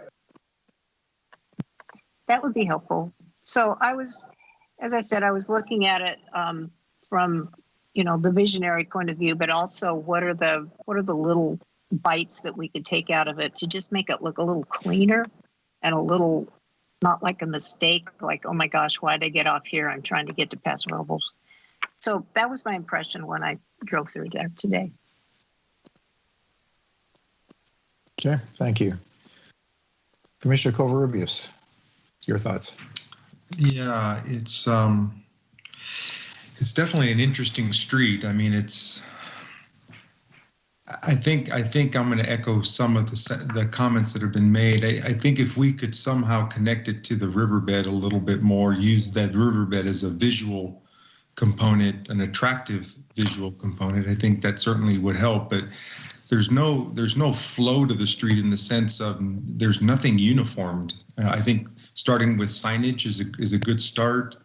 I mean, even when you look at the sidewalks, they're in poor conditions beyond just the streets. And I think there are some areas that don't even have sidewalks. So I think the road itself, if we could just somehow get it to look like there's actually some sort of meaning behind it, make it look uniformed a little bit. You've got various types of buildings, colors, shapes, sizes. Some are well kept, some are not kept at all. And quite frankly, some of them almost look like they're vacant.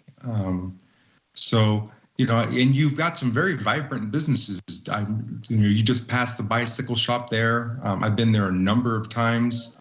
That bicycle shop is a great little business in town.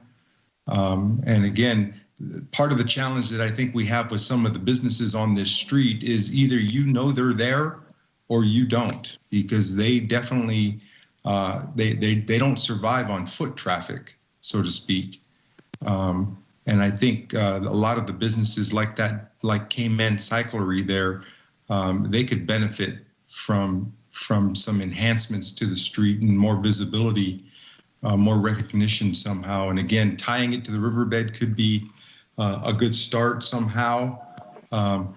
Interesting that the 101 freeway kind of breaks everything up. And again, this is just me thinking out loud.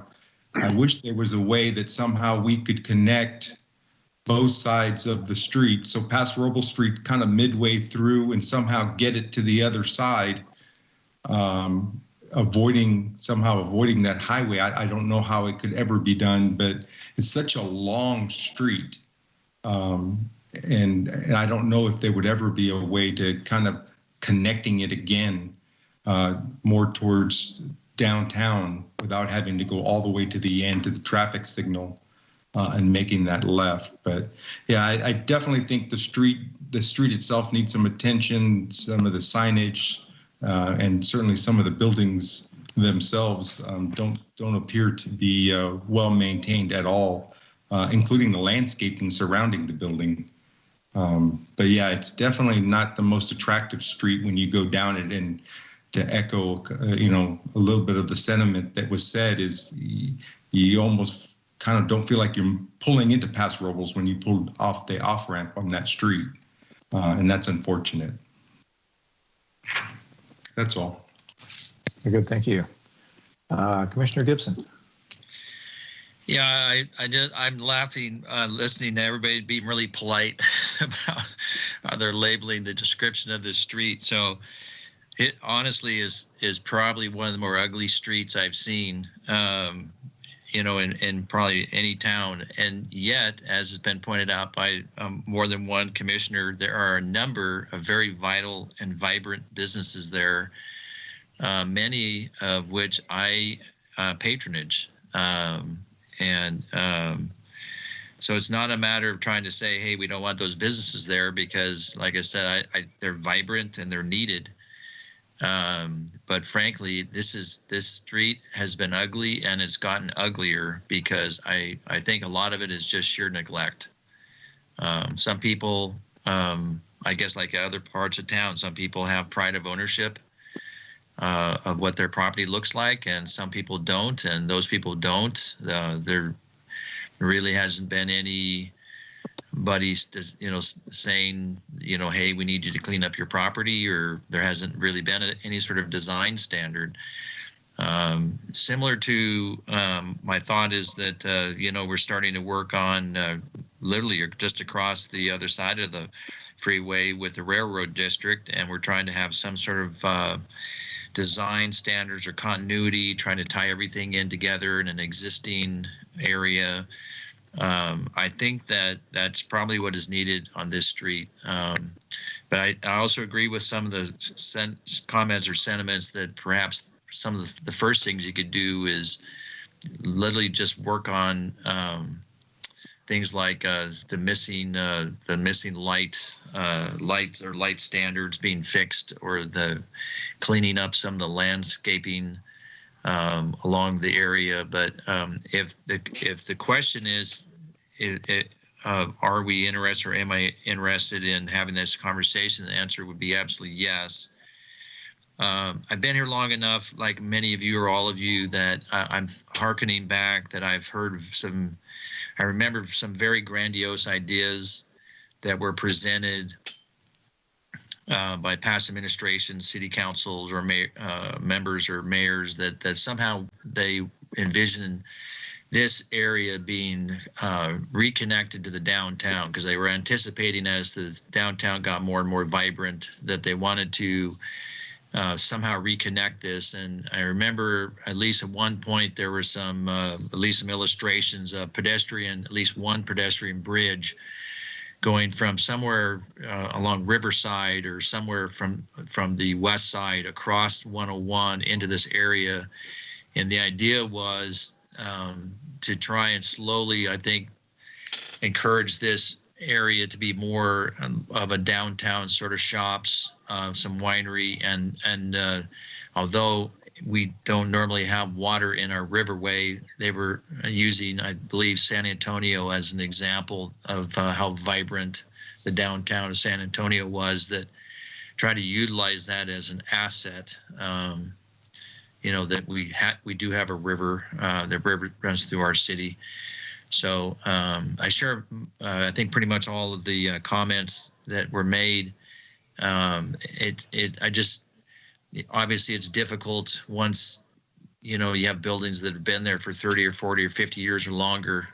How do you make the change? But I think it really would probably start the quickest of just literally having some sort of standards in terms of landscaping and what things should look like, and doing something with the kind of the more visual aspect of it, as opposed to what some of the buildings are, how they're designed. So those would be my comments. Very good, thank you. I certainly would concur with almost everything certainly that's been said here tonight. It's an interesting and very challenging corridor. You've got a roadway that's hemmed in by the river on one side and the railroad and one-on-one on the other side, which make those connections to downtown difficult, impractical, and maybe from a market perspective, do they even need to happen? Like Commissioner Gibson, I think, said, I patronize some of the businesses along here too, and there's some really good operations here. But this is probably the most backdoor appearing front door entrance to a community I've ever seen. I know the first time I ever got off at this exit and wound through here, I was surprised, I guess would be a nice way to state it. The continuity or lack thereof of all of the pedestrian amenities, street lighting, sidewalks is rampant there. Got a really wide roadway. I don't know when Google Earth takes their photos, but I can assure you if you go through here on a weekday, you'll see far more vehicles parked. There's, in fact, probably difficult to find any curb parking.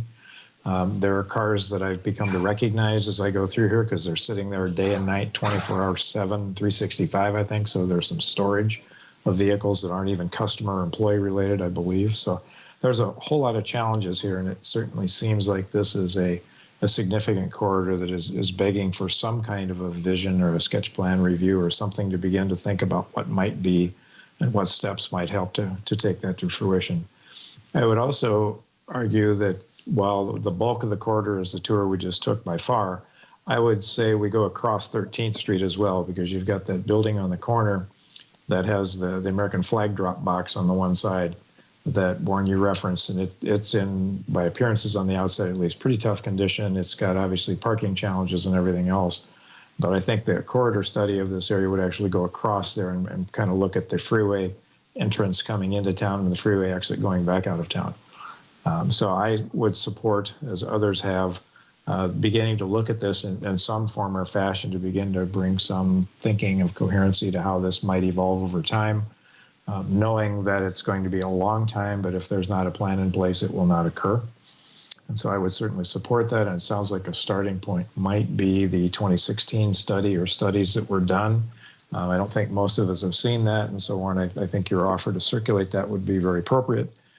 And so I think we've got certainly a strong interest that's been expressed here by the Planning Commission in beginning to take a look at this. And I trust staff and their wisdom can begin to sort out how that might occur. It kind of wraps up my initial comments. I know my notes had shown that a gentleman named Dale Guston had offered to speak on this point. I know this isn't a public hearing, but if Mr. Guston is still out there, I think we certainly could allow him the 3 minutes to provide some comment if he would so choose. And Melissa, is there still somebody out there? Yes, he is. I just made him live in the meeting. Oh, very good. Mr. Guston, you've got the floor. If you'd like to talk about this a bit, we'll give you a few minutes here to give us your thoughts. Yes, I use that road a lot, and I agree with all the comments that are being made. I think, excuse me, I think the parkways, some of them are nice and some of them are not so nice, and maybe some street trees we put in the ones that aren't nice would help a lot.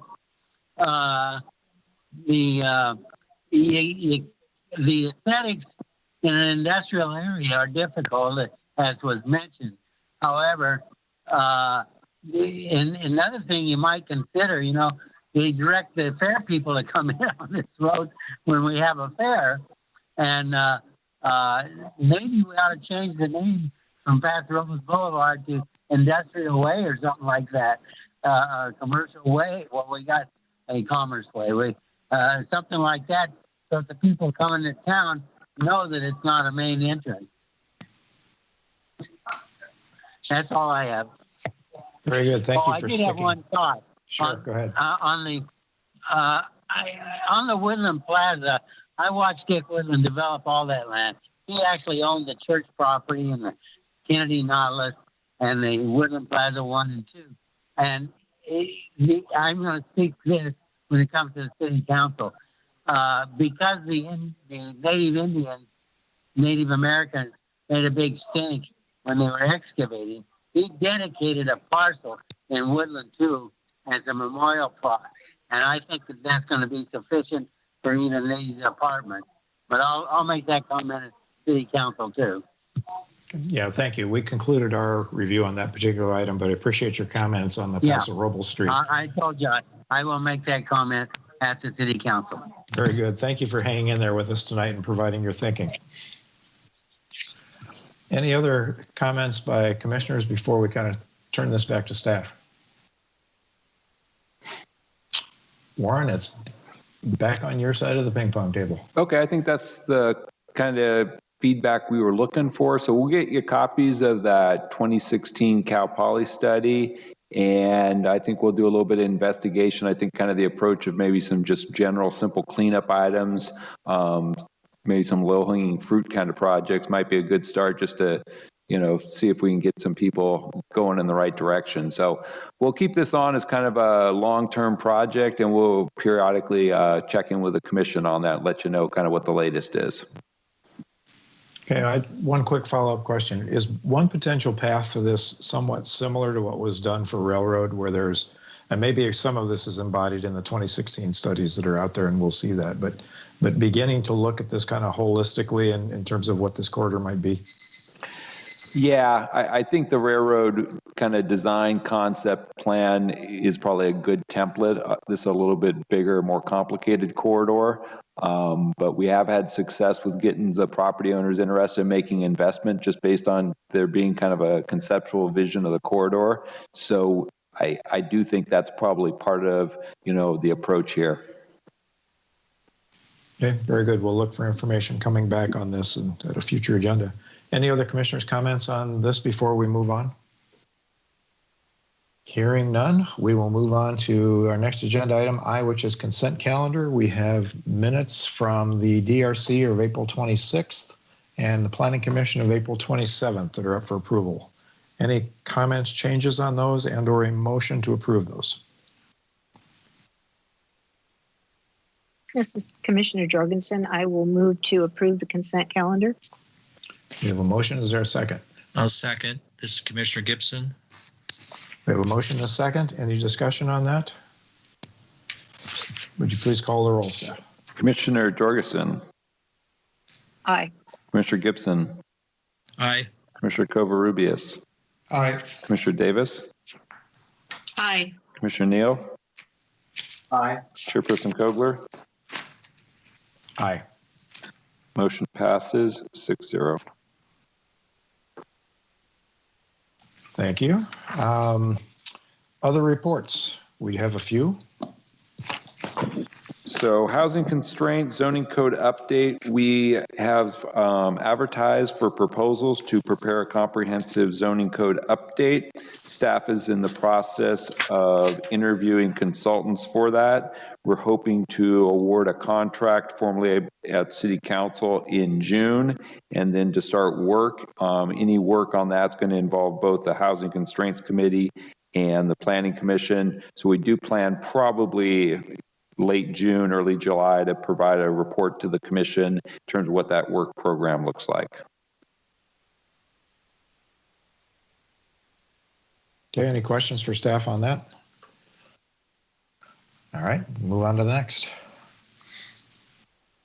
All right, the Railroad Street Ad Hoc Committee. So we've been talking about looking for a date for a meeting, looking at next week's calendar. Looks like Thursday afternoon at 4 o'clock, which is the 20th, would work for maybe a kickoff meeting. So I know we don't have Commissioner Christensen here tonight, but for Jorgensen and Kogler, would that date and time work?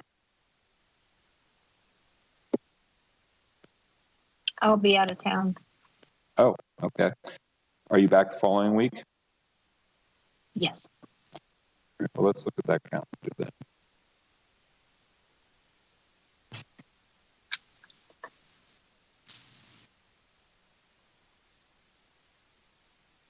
How about the morning of Thursday, May 27th, let's say 10 a.m.? Would that work for a meeting? That works for me. I hate to be a broken record here, but I'm out of town that day. Okay. Probably the only day I'm out of town in 2 months. How about the 26th, Wednesday at 10 a.m.? That works for me. That will work for me as well. Right. We'll hope it works for Mr. Christensen. All right. We will try to get that confirmed and scheduled. Thank you. Okay. We'll note that as a tentative. Thank you. The DRC rotation schedule was in our agenda packet through the rest of the year. We've talked in the past about a couple of substitutions that were necessary, and I think those were made. Anybody have any conflicts on dates that are shown? I may have a conflict in June, but it's to be determined. I'll bring that to your attention if that's the case at our next Planning Commission meeting. Okay, very good. Any others? All right, let's move on to Planning Commissioner's comments. Commissioner Gibson, any comments? I have no further comments. Thank you. Okay. Commissioner Covarrubias. No comments, thank you. Commissioner Jorgensen. No comments tonight. We are a quiet group tonight. Commissioner Neal. And no comments for me either. Thank you. We're on a roll. Commissioner Davis. Nothing for me. All right, I can't let it go without a couple of quick things. They're not significant. When we approved the Almond Acres project, which if nobody's been past there, it's taking shape now. It's actually kind of gratifying to see a project that was approved moved that quickly into construction and begin to rise out of the ground. But there was to be a lighting test that I think we were to be notified when that occurred. Has that occurred yet? No, it hasn't. Lighting? Okay. No, it hasn't. So, a lot of the site improvements that are happening are leading towards getting to a point when the grading's happening, when there's some, the buildings coming out of the ground, the driveways. So I've been on site, multiple meetings with the construction manager. He is aware of the need to do that, as well as the applicant team. So we expect that'll be happening soon. But all the things that have been happening are leading towards the placement of the light, as well as a discussion of the fencing and landscape areas in the perimeter of the project as well. So we're going to have a DRC meeting in the future to go over those. And then I think the plan at some point is to have the light installed, to have let the DRC members or the Planning Commission know that the light is up for a certain amount of time. So you could drive by, take a look at it, and then resume at a DRC meeting where we can then discuss it. But sitting there and having a meeting on site and look it up at a light in the daytime isn't really going to be too successful. So the thought I'm having at this point is we'll get it set up where the light is going. That'll also give the neighbors, because if you recall, there was a requirement to have the neighbors be involved in that as well. So, but Commissioner Kogler, that is in the works, and we'll probably be getting hold of you soon on that. Very good, thank you. And then I would presume in the near future, it's beginning to be almost a weekly thing, if not more frequently. There's more information in the press about parklets and things, so that is going to be coming back to us, and so we'll welcome that when that time occurs. Those are the only comments I think that I had. So, Chairman Kogler, yes, I neglected to remember something in time, if I may. By all means. Thank you. This is actually a question for Warren. This Thursday, the 13th, in the afternoon, there's the open house, I guess is the term they're using for the Majestic Realty's proposal for the boys' school site. And all I know is that it's happening. Can you just give us a little overview on that, Warren? Yeah, so the Paso Robles Boys School reuse project is starting to move ahead quickly at this point. So the project applicant, which is Majestic Realty, has prepared a conceptual reuse plan for the site, and they wanted to present that to the public so that everybody has a chance to see it initially before we get too far into the environmental review process.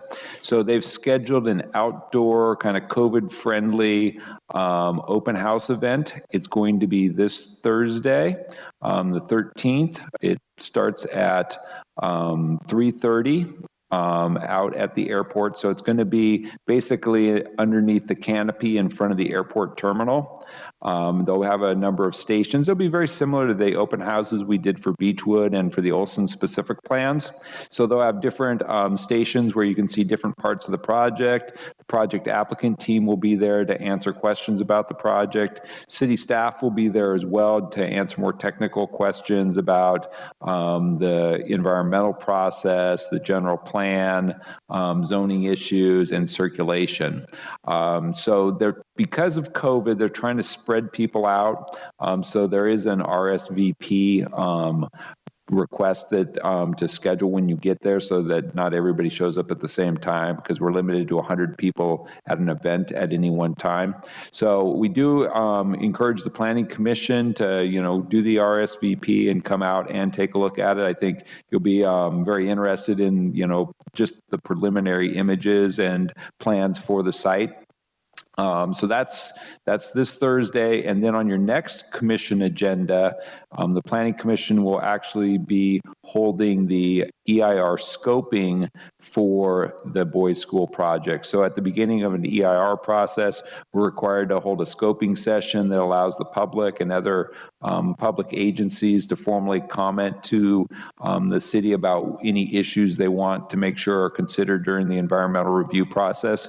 So that's what the scoping session is. We combined it with a Planning Commission meeting to make the public participation hopefully a little bit better, and then also to give the Planning Commission the same opportunity to make any comments preliminarily that they may have on the project moving forward. Very good. Thank you, Commissioner Jorgensen, for bringing that up, because I had noted I was going to sign up for that, and that reminded me as well. I do have a question if I can ask. Certainly. Are there any Brown Act restrictions if all planning commissioners were to happen to attend at one time? No, this is basically a public meeting. So if I guess more than 3 of you showed up at the same time, that's okay, but you can't discuss the project or any public businesses. You just, like anybody else, are just there to look at it, and you can ask questions of the applicant. Okay, thank you. Okay, very good. Any staff comments, Warren? Yes, so you mentioned parklets. So the city council has given some additional direction on parklets. So we kind of have this issue of the existing temporary emergency program. So the council's basically stated that program with the K-rails will end on November 1st of this year, and all those parklets will be removed at that point. So that's pretty much been figured out. The second question is, will the city allow some sort of more long-term parklet program? So we don't have clear direction on this yet. The restaurants in the downtown have been raising the issue that they really would like the city to adopt some sort of long-term program. So at least some of the restaurants could reintroduce parklets next year potentially. So the city council basically has directed staff to work with the parking commission. The parking commission oversees the timed parking program in the downtown core. So staff was actually going to be making a brief presentation to the parking commission tomorrow about the parklet program. We do expect in the near future that we'll probably have the restaurant group make a presentation on kind of what their ideas for a parklet program would be to the parking commission as well. We're starting with the parking commission because the council's primary concern at this point is the effect that parklets have on displacing downtown parking, which is obviously a key public concern. So I think that's the first question to determine is there a way for the parklets to coexist with the downtown parking program? So once that's resolved, I think then if the council gives direction to keep moving forward, then we'll probably start to talk about aesthetic and design issues, which then will roll into the planning commission's kind of realm. So you'll hear more discussions about the parklets. I think until we resolve kind of the parking issue, we won't be ready to talk about kind of design issues, which will probably be the second step in the process. It looks like we'll probably be reporting back to the council this summer in terms of what's come out of the parking commission, and then hopefully we'll get some clear direction on next steps at that point. Okay, I think my only Chairperson Coburn? Yes, go ahead, Commissioner Neal. Are we allowing it seemed that the parking commission was setting the direction or kind of the first hurdle, and if they didn't approve it, then this may not go forward. Is that what I understood, Warren? Well, the city council is going to make the decision about what, if anything, moves forward. But before they make any decisions, they wanted to hear from the parking commission. So they basically asked the parking commission to review it and give them some recommendations back. But it's a council decision, not a parking commission decision. Okay, thank you. Kind of picking up on a bit of what Commissioner Neal, I think, was going to, I guess. I'm a little concerned, Warren, about the Planning Commission getting involved in this at an appropriate time rather than kind of at the 11th hour. And I don't think that's going to happen. But it seems like, I don't know exactly what the purview of the Parking Commission will be. Is it looking at the revenue lost versus the business gains? Is it looking for compensation to the community back from businesses that benefit from parklets in the future? It certainly seems like what's been done by the city to date was wholly appropriate, and I certainly would not be critical of that at all in putting them together the way they have. But I would certainly advocate that's not a long-term solution for this community because it's impacting the fabric of downtown in more ways than just financial, aesthetics, and a variety of other things. And so I think it's a pretty complex issue, and I would like at least for the Planning Commission to be able to stay well-versed with what's going on. And if that means letting us know when there's maybe either a parking commission meeting you just referenced for tomorrow, or perhaps more importantly, when any information goes back to the council, and I think I touched on this last time, to please make sure that we're aware that's happening. In case as individuals or as a group, we would want to comment. But I just have and it may be unfounded, but a level of concern that the Planning Commission needs to be involved in this at the appropriate time to look at some of these issues, which I think are pretty complex as to the long-term viability, extent, number, and so forth of parklets that might be in the downtown. So that's my 2 cents worth. Any other commissioners care to add any of that? Otherwise, we can move off this item.